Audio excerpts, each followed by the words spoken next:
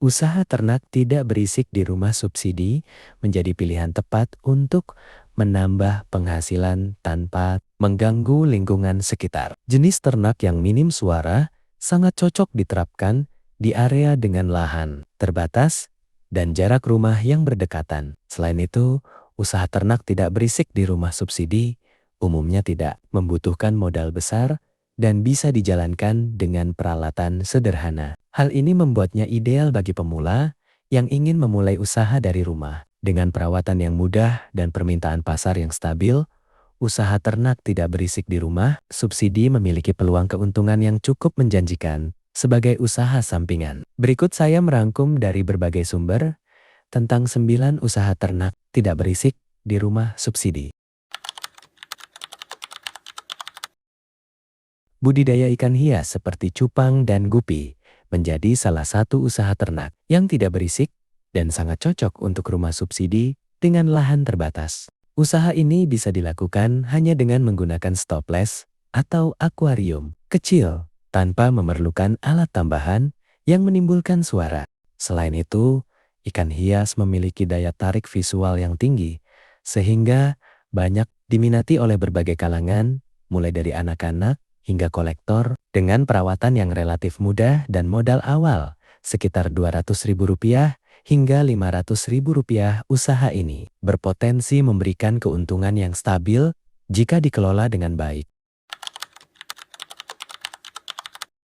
Maggot merupakan pilihan usaha ternak yang tidak berisik sekaligus ramah lingkungan karena memanfaatkan limbah organik sebagai pakan. Hal ini membuat biaya operasional menjadi sangat rendah, bahkan hampir gratis. Jika dikelola dengan benar, budidaya maggot tidak akan menimbulkan bau menyengat. Selain menghasilkan keuntungan, usaha ini juga membantu mengurangi sampah rumah tangga, sehingga sangat cocok untuk dijalankan di lingkungan perumahan.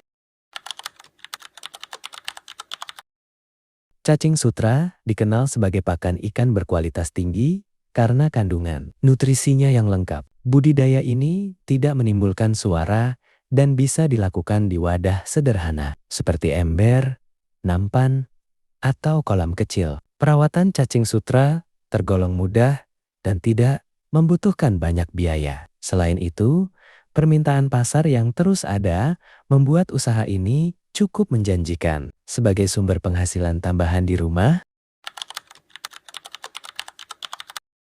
kelinci merupakan hewan yang jinak, tidak berisik, dan mudah dipelihara, sehingga cocok untuk lingkungan rumah subsidi. Hewan ini bisa dimanfaatkan sebagai ternak pedaging maupun hewan peliharaan yang memiliki nilai jual. Keunggulan lainnya adalah kemampuan berkembang biak yang cepat. Dalam satu kali kelahiran, kelinci bisa menghasilkan beberapa anak sekaligus, sehingga potensi keuntungan dapat meningkat dalam waktu relatif singkat. Budidaya jangkrik memiliki peluang pasar yang luas karena banyak dibutuhkan sebagai pakan burung dan ikan. Meskipun menghasilkan suara, tingkat kebisingannya relatif ringan dan dapat diminimalkan dengan penempatan kandang yang tepat. Perawatan jangkrik juga cukup mudah dan tidak memerlukan modal besar. Dengan manajemen yang baik, usaha ini bisa menjadi sumber penghasilan yang stabil tanpa mengganggu lingkungan sekitar. Lebah kelanceng merupakan jenis lebah tanpa sengat yang aman dan tidak menimbulkan suara bising. Usaha ini sangat cocok dijalankan di pekarangan rumah karena tidak mengganggu tetangga. Hasil utamanya berupa madu, propolis, dan produk lain yang memiliki nilai jual tinggi di pasaran. Dengan perawatan yang relatif mudah dan modal yang masih terjangkau, usaha ini memiliki potensi keuntungan jangka panjang. Ulat Hongkong menjadi salah satu sumber protein tinggi yang banyak digunakan sebagai pakan hewan. Budidaya ini tidak menghasilkan suara dan dapat dilakukan di wadah sederhana seperti kotak plastik atau ember. Proses perawatannya cukup mudah, hanya perlu menjaga kebersihan dan ketersediaan pakan. Permintaan pasar yang stabil membuat usaha ini cocok untuk dijalankan di rumah sebagai usaha sampingan. Budidaya belut dapat dilakukan di lahan sempit dengan menggunakan drum atau kolam terpal, sehingga sangat cocok untuk rumah subsidi. Usaha ini tidak menimbulkan suara bising dan perawatannya relatif sederhana. Belut memiliki nilai jual yang cukup tinggi karena banyak dikonsumsi dan dikenal memiliki kandungan gizi yang baik. Dengan pengelolaan yang tepat, usaha ini bisa menjadi sumber penghasilan yang menjanjikan. Bekicot merupakan hewan yang tidak berisik dan mudah dipelihara di lingkungan rumah.